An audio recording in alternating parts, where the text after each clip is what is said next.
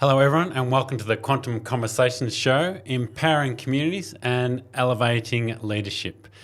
In our show, we'll be interviewing people from right across the strata sector to provide you with various tips and tools to assist you with creating vibrant and connected residential communities that you're proud to call home.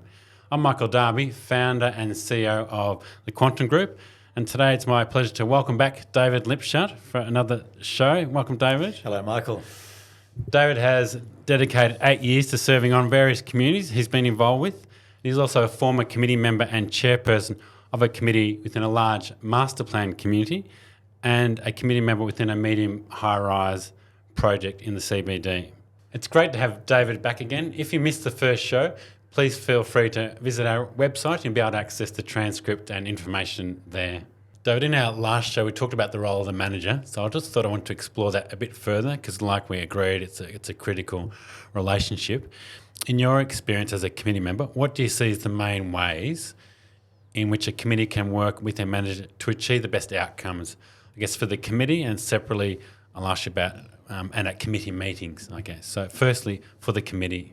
The role of the OC manager is critical to the success of the OC and the committee. Yeah. So for the committee specifically, in essence, the success factors for that is collaboratively engage with responsibilities known. So understanding who's meant to do what, but do it in a way that understands that it might need to be shared, it might need to be done by one or the other, but that needs to be agreed up front. Yeah. Trust is also a key element.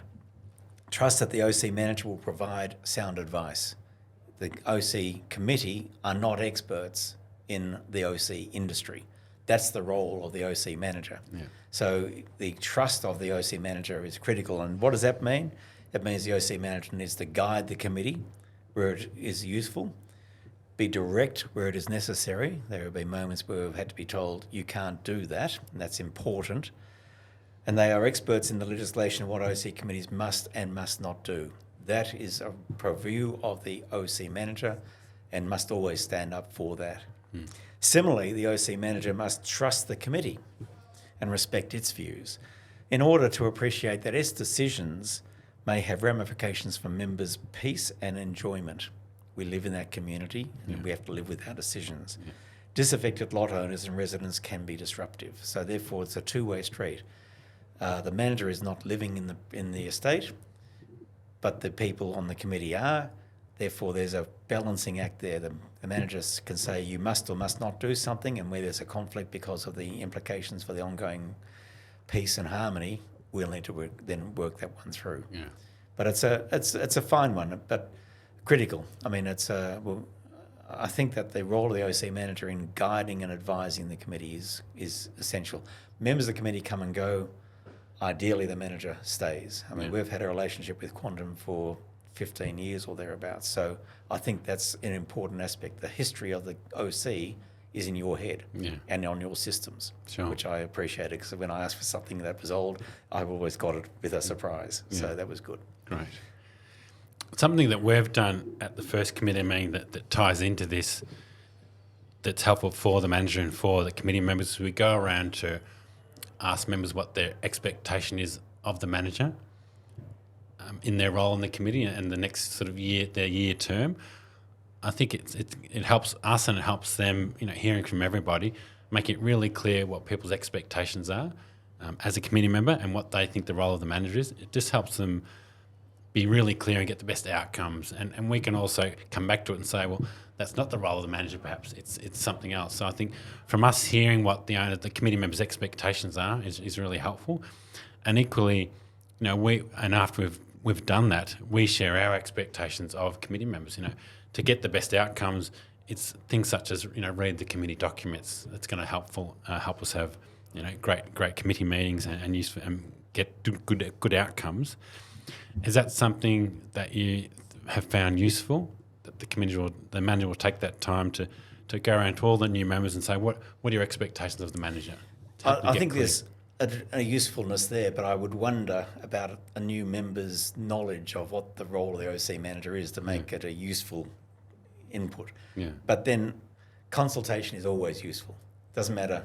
In fact, asking the questions will educate as to what is going on there. So I think that you may get different answers from a person who's a new committee member to someone who's been there for 3 or 4 years.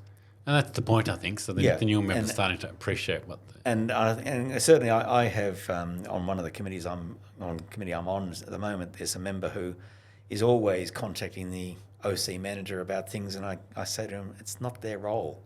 Yeah. So there is that learning exercise there, because loading the OC manager with activities that aren't in their scope is not a good idea either. Yeah, sure. And so therefore we know we've got to be accountable to ourselves. So with regard to committee meetings, you mentioned that before. Yeah. So if we talk about committee meetings, the OC manager, if and I'll put the word if in there because I've seen different phases over years and over client managers and over different OC manager firms. If the OC manager presents a good set of minutes, a clear list of actions to be progressed, and helps prepare and vet information papers and decision papers to ensure they are legally correct, the value of the OC manager is immeasurable. It's a proactive role on the OC manager to do the job. At the moment, I'm having terrible troubles with getting minutes prepared that are good, and I review them and they're missing key things. And even when I finish them, others on the committee say they're still not up to scratch. So minutes are critical because that puts on record the decisions of the committee, and that's important. That gives, and the information papers and decision papers are important because that's what informs the discussion. So if they're all good quality, you'll have a better operating committee, and I see the manager having a role in that. Yeah. With the caveat that the members read it. So you can have the best minutes and the best action item and the best information papers and the best decision papers. If they're not read, the committee meeting won't flow well, won't be as effective as it can be. It's a simple one, but I think it's a key takeaway to make sure everyone is aware of. You need to, yes, we know it's a volunteer role, but you need to read the documentation. The committee's going to function a lot better, and you're going to enjoy our experience more. And you know, if the papers are written as I would like them to expect them to be, they're 2 or 3 pages.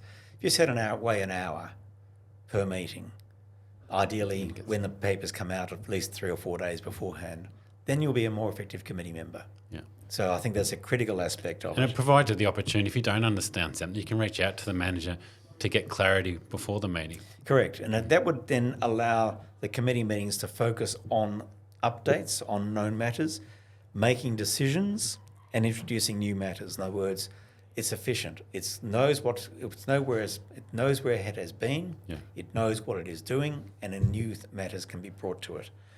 This process spans operational, long-term and financial aspects. So these are the things that a committee is dealing with on an ongoing basis of a committee's deliberations, and it cannot be emphasised more highly how important this is. So therefore, the role of the OC manager is to make sure the discipline of the paperwork is in place, to put things on record and to allow conversations to proceed efficiently, and then the obligation on the members is to take advantage of that and be in the meeting and contribute. Yeah. Just picking up on that as well in relation to the notice and the agenda, something we did with yourself, obviously leading up to a committee meeting, we'd have a conversation with you and tease out the agenda and run all the items past you so that we're on the same page and make changes we need to before the documents go out to the committee. Critically important. Yeah. Critically important. And the timing is important. It's not, I mean, the Act says you've got to give 3 business days notice. It's not the 3 business days that's important. It's enough time for a person to read the papers. So a week is my ideal. Last week we cancelled a meeting in Melbourne because we weren't given enough notice. Yeah. So there was the committee saying, OC manager, you need to, it wasn't you, need to lift your act because we can't make decisions that are informed and good decisions without time ahead of the meeting. Absolutely. And that's a reflection of that committee's view that this is an important process. Yeah. Earlier touched on information papers and decision papers. I don't know, we explored that in the last show, but maybe just to recap, you know, what's in those and why they're important separately. Yeah, so an information paper, which is it's a paper that talks about more detail about something that is in progress. So, for instance, in the last committee, we had investment of roads, $1 million. Well, you don't make a decision about that in one meeting. So we would break that down into elements, and each one of them would have an information paper which would say, this is where we're thinking, this is where we're heading. Do you agree? It was to bring the committee along. That's what an information paper is. It's got the history. To inform, gives background, gives history, gives what's going on. It can change. Yeah. It's just a point in time update. And that might stay there for a few meetings. Correct. And get updated along the way. Correct. Ultimately, what you end up with, though, is a decision paper, because a committee is all about making decisions for the betterment of all lot owners. Yeah. So the decision paper has the background, the issues that you've had to consider, the options that are available and recommendations. And then the committee will make decisions based upon those recommendations, or it will ask for clarification, or it'll ask more questions. And if that happens and you can't answer them, then that decision should be deferred. Yeah. A decision has to be a good, informed decision. A bad decision is one that is, in fact, bad for everybody. Yeah. And won't sustain, because people will think about something and say, that decision we made, I think we should look at that again. That's a waste of time for the committee, and also if there have been decisions that have come from that, you've got to unwind all of those as well. Yeah. Whilst we know the committee are the decision makers, some management companies will really sort of step away and push all the decision making to the committee, which is the case. They make the decisions, but I guess a half a step we do, which you mentioned earlier, is again we've got a lot of the information, we know a bit of the background, and we've sought the quotes, for example, for a large project. We provide that recommendation to the committee.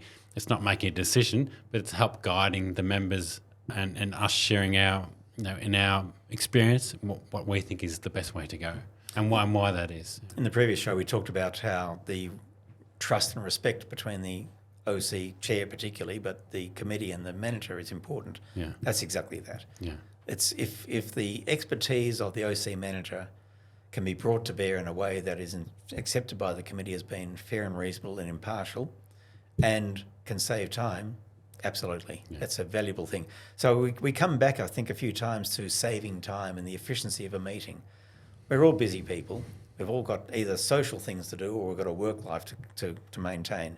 Sitting on a committee needs to be done efficiently. Otherwise, the person will say, what am I doing here? And one sees that in various guises. I've had people who had their work commitments became extreme, and they wrote to me and they'd say, I can't continue. But the worst thing that could happen is saying, it's a waste of time. So as my role as a chair, my objective was always to make the meetings relevant and pertinent, and also something that they saw value in attending. Sure. And that's how one encourages other members to join as well. Indeed. And for members to stay on. Yeah, We absolutely. didn't have a high turnover of members because they saw the value. Yeah. And looking to that point, I think it is critical if residents are looking or communities are looking to change the community, they try and retain at least half of those members where they can, because there's always history that's going to help. Absolutely. when they're moving forward, isn't it? Absolutely. I mean, the history is because an OC has got dimensions that are procedural, like finances and things like that, but also personal, like imposing rules that people may not like about how the place looks, or spending on the gardens or things like that affects everybody. It's got that balance whereby you've actually got to sometimes say, we collectively are making a decision for everybody. Some people won't like it. And those people who come and go come and join won't know about that previous discussion. And so therefore continuity is important. Yes. And just touching on communication in relation to the manager, how important is ensuring active ongoing communication with the manager? I have a saying, and that is, a small issue can become a major issue simply by the effluxion of time. What that means is that something that is small, if you do nothing with it, it can become big. So therefore the communication with the manager is to be ongoing, because sometimes you've got to step on those little things so they don't become big. And it means that all issues need to be considered promptly and, if possible, resolved promptly. I have a process that I've adopted for years. If something's small and takes less than 5 minutes, I will do it then. And if it takes longer, I will then work out when to do it. But little things should be done and get rid of it, and it leaves everybody in a happier space. Leaving an issue to fester is in nobody's interest. Yeah. Leaving an issue to fester is in nobody's interest. Yeah. So the OC manager needs to inform the chair of issues that needs to be actioned because they view it as important, and that might be from other communications from other lot owners to the OC manager. And similarly, the chair needs to keep the OC manager abreast of issues that have been raised with them because they're getting it from the grass, from the field. Yeah. A close working relationship should ensure issues are resolved and escalated in an appropriate time frame. Yeah. So that's, I think, the critical thing. Sure. In the last show, we talked about at Quantum, in working with the chairperson, a step that we took is getting to the meeting maybe a half an hour early and organising that with the chairperson. Just gives you that opportunity to recap the agenda, refine any approaches that you need between the two of you. Again, just to help ensure that the meeting goes a bit smoother. Do you find that was useful? I did find that useful, particularly where I would have had some feedback on something that was coming to the meeting that you may not be aware of, or may not be aware of the position that was going to come to the meeting. And we could have a talk about how we would manage that. Yeah. It wasn't to be subversive, it was simply to be prepared. Yeah, and being prepared allows for a meeting to run more smoothly. It was pretty important, and one of the criticisms I was given at times, I let people talk too long. But to my view, if you cut people off, then they'll come back at you later. So it's always important to let the conversation go. But the conversations that we would have before the meeting might allow for a corralling of that, or for you to intervene or interject at your expertise at various points. Sure. What do you feel is the best way to manage the chairperson and manager relationship? And maybe is there 2 or 3 tips around really getting that right, the relationship between the two? Yeah, and it is important to get it right.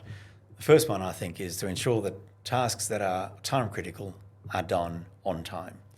The pain that a chair hears is when the same thing comes up time and time again. And it may not be time and time again, it may be something that's only been there for a few days, but it's important to a lot of people. Yeah. So therefore you get communication about these things. So if the front door stops opening, well, that's pretty time critical. You've got to get that resolved. Yeah. So that's one aspect. And this means that unless a change of deadline is agreed between the committee or the chair and the OC manager, follow up and pester to ensure timely response. And if it's from an action item, well, the date and time is in the action list. But if it's between meetings, then it's in fact a conversation to be had. Sure. Remember, a small issue can become a major issue just because time is passing. The second top tip that I would have is put things clearly in writing. An email dealing with one item, I don't like an email dealing with multiple items because you lose the conversation trail and the subject line becomes irrelevant for too long. So one item per email can be routed to or through to different people. So within your organisation, you can move it around, and within our organisation, the committee, we can move it around, and it's got a single topic. It also means that we're going to be on the same page, because when you put something into writing, you've got to apply brain. When you speak about something, you don't always have to do that. I hope I'm doing that today, but and thinking about that is important, and it provides a trail so that people can be made accountable. So I'm a great believer in, you were told this 3 weeks ago, you were reminded again last week, and I still haven't got it. That's obviously a natural ramping up of accountability. Yeah. And it also means that things, if someone's away, it can go to somebody else. Yes. So I think that's important, putting things clearly in writing. And the third one is to understand each other's limitations. The OC manager might be busy and need to defer to or reschedule a task. Things happen. You can got resourcing challenges, or there's a meeting that's come up that you didn't expect. And this is fine, as long as it's communicated and we can agree what the implications are. Similarly, the chair may have other demands and need time to consider matters related to the OC manager. So I think as much as I can emphasise, you do things as quickly as you can, or when they are agreed to be done, but have flexibility because things can change. Sure. What qualities or practices do you appreciate most in an OC management team? Organisation. It's very simple. Yeah. It's knowing that when you raise something, you don't have to raise it again. That you get feedback is another aspect. I thought I would have it done by now, but I'm sorry I haven't. That feedback loop means that the chair or the committee member that's responsible doesn't have to go back again. It's been proactive. So that organisation, being proactive, being reflective of priorities, that's what's important. Ongoing communication, and we touched on earlier. And clear writing. Yeah. It's knowing how to use Word, knowing how to use Excel, so that things look good. Because I did a I did a course a long time ago in my career, personal career, and it was on a weekend, and the faculty, as they called them, were all CEOs or CFOs of large companies. And I learnt things, this has been going back 20 years, 30 years. And what I learnt from that was that they said to me, when we're reading papers or preparing papers for the board, if they don't look good and read well, you're already on a problem, on path to a problem. Mm-hmm. I've lived with that ever since. So I set a high standard for myself, and I set a high standard for others around me. Because if the person reading it is not being confused, is not having to read it twice to understand it, then they will keep on reading. If they do that, if they are finding it difficult to read, they'll bow out. Mm. And so so a tip that I've got for the OC manager is be good at communication, yes. And if they need to have training, get the training. Sure, yeah. Just moving into conflict resolution, we don't want to deal with it, but it comes up on occasion, Certainly of course. Does. Committees are made up of numerous owners, all with differing experience, personalities, and perhaps personal agendas. In your experience, what are some ways perhaps both the chairperson and committee as a whole can best work through challenges that might arise around that? We've had our challenging members, and what I would try and do is to talk with them. I mean, understand what the root cause issue is, understand if it's something that we can do something about or whether it's just a natural situation. But also I think the important thing is that a committee is just that. It's not a member or an individual, it's a collective. In which case, from my point of view, the fact that a party may have a differing view, if it is not held by a majority of the committee, it is not a view of the owners' corporation. So accept that people will disagree, accept that people have a different opinion, accept that people won't like what you've done, but if they're in the minority, move on. Yeah. You know, it's pretty harsh, but you can't always move to fix everything for individual positions. The committee has to keep moving and has to make decisions as long as it is always making them for the betterment of all lot owners, then that's a good position to be. Yeah. Just expanding on that as well, I think another example is when a committee member might have a view on a topic and the majority have a different view around that decision. I think a critical tip for all members is you put your view forward and you share your decision, but you need to respect the decision of the committee. If the committee decision goes against what your view is, you have that discussion and you accept that when it's outside of the committee meeting and amongst the community. You can't talk against it. You have to support the view that the committee came up with that may not agree with your own personally. On the previous show, I mentioned that as a chair, you may have something that's a personal thing that you want to get through, but if the committee doesn't agree, let it go. Swallow your pride. Swallow your pride. It is a committee, and the reason that it's a committee, not an individual, is to get those diverse views. The critical thing for a chair, from my point of view, is that you've got to listen to everybody. And I think I would encourage the committee members to do that. Yeah. Sometimes the person who's got the wild idea actually is right. And you've got to actually bring everything back and reflect that. Yeah. But sometimes the person with the wild idea is on the outer and the committee doesn't agree with it. So there is that balancing act, and you've got to stop and think, not just dismiss because of who is saying it or what has been said. Yeah. And maybe just exploring that further, you may have touched on the majority of them. How do you ensure that differing opinions within the committee are respected and considered while still moving discussions forward toward a productive outcome? It's been organised. It's having your decision papers whereby you'd present the different positions, you'd present the different options. So in the decision paper you'll have issues, and they may be that there's two different ways you can approach or options, and the committee has to choose between them. Yeah. So the way that you resolve things is through communication, whether it be written ahead of the meeting or in the meeting. The last thing one wants to have in a meeting is an argument. That's non-productive. It's bad karma, if you will. The members of the committee, next time they meet, will have a history that may not be conducive to getting an outcome. Sure. So the last thing you want is arguments. Therefore, listen, consider, and decide. Yep. And that's the way I would resolve conflicts.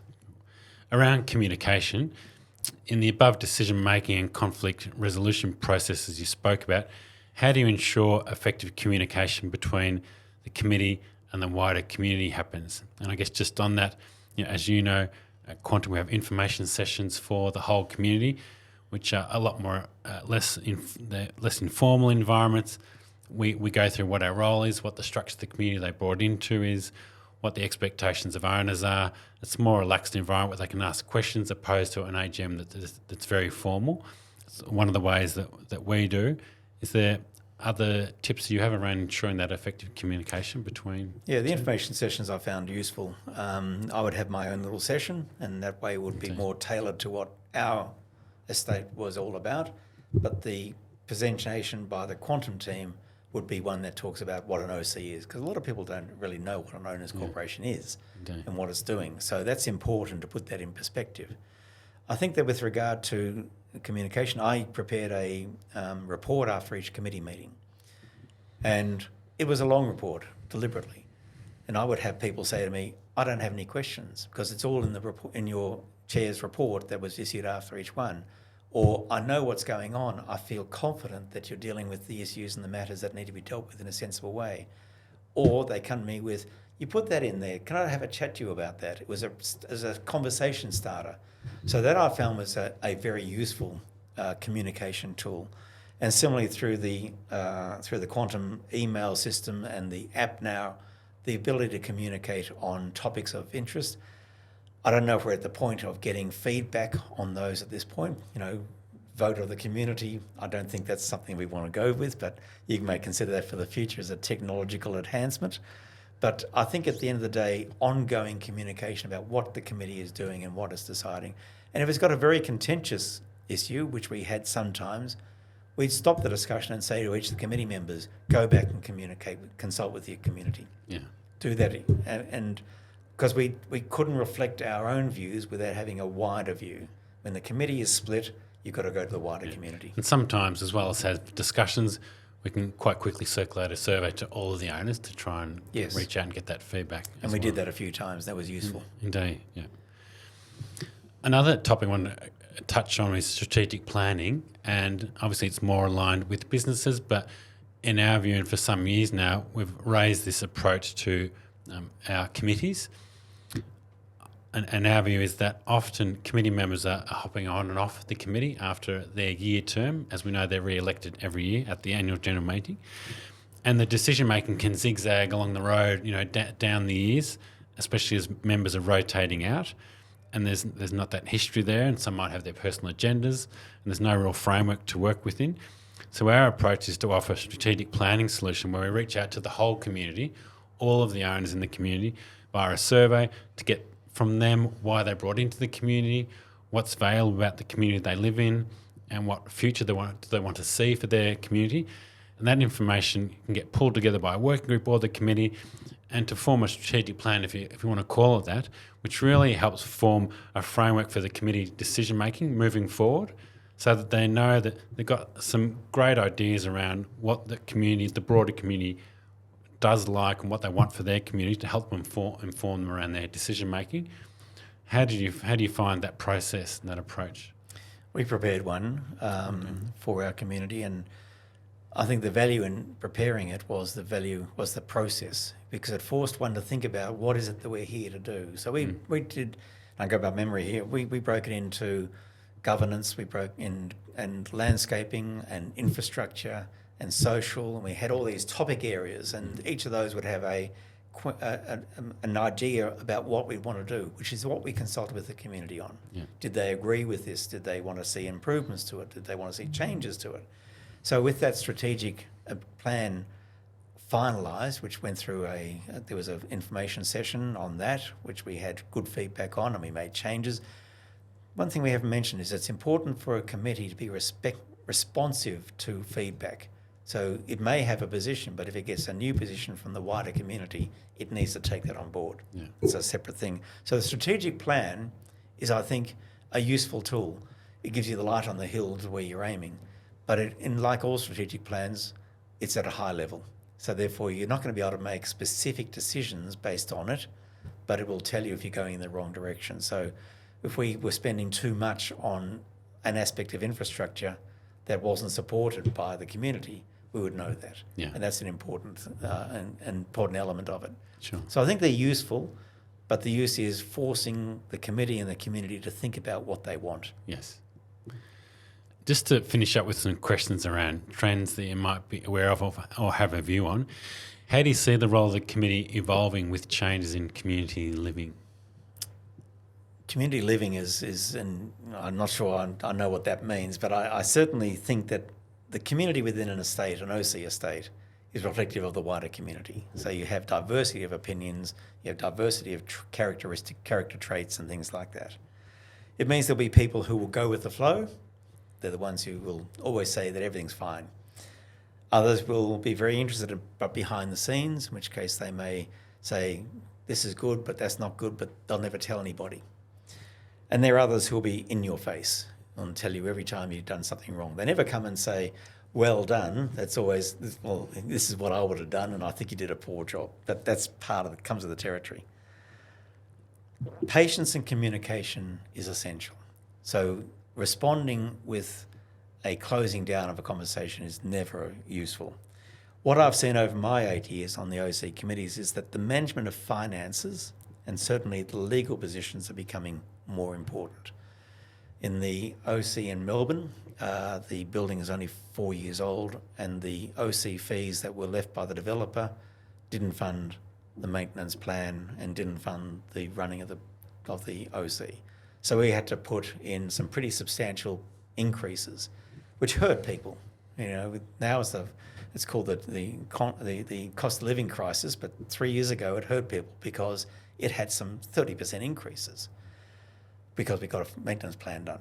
So those sorts of things become really focused by people. They're focusing on the finances, and if there's a way of challenging a decision, they will. I'm seeing more of that questioning. So ensuring the necessity to spend money is a role of the committee, and ensuring they're getting value for money is a role of the committee. And if you do that, then you think you're in a safe place. So, David, some committee members see a role in the committee maybe as a board member of a company and think the Corporation Act sort of framework applies, but there is a difference, an important difference between being a committee member under the Owners Corporation Act and a board member or a company director under the Corporations Act. And I know you have some views around that. Maybe you could share that with us. One thing that I've talked about before with you is that the OC Act is not the Corporations Act. Yet a number of people think it is. An OC committee is not a company board. An OC chair is not a board chair. There are many differences, but these differences are often confused by many in the community and members on the committee as well. I've seen the effect of the OC Act and allowing people to see whatever the committee sees and to question decisions of the committee. It's a right they have under the OC Act. It's not a right they have under the Corporations Act. But it means that we are accountable to the entire community, including individuals who may have a different view from the majority of the community. We've got to live with that. The committee is representative and remains beholden to all lot owners, and that's the guiding principle that it must adopt.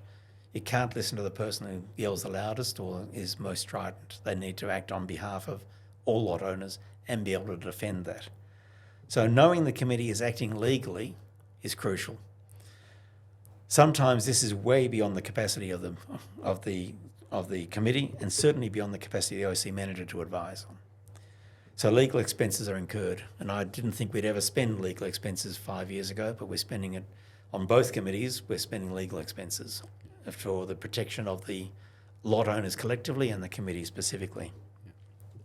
I've always done my best to ensure the committee members act in good faith and therefore granted immunity from personal liability under the Act. While this is just a good practice, it has serious ramifications should a lot owner engage lawyers to challenge a decision of the committee that was not made properly. For me, this is a sad state of affairs, but it is what it is. And we've had letters from lawyers on behalf of lot owners challenging OC committee decisions, and you need to be able to write back and say, we did this properly. Yeah. David, might just finish up with one last question. What is your one power tip for a successful functioning committee?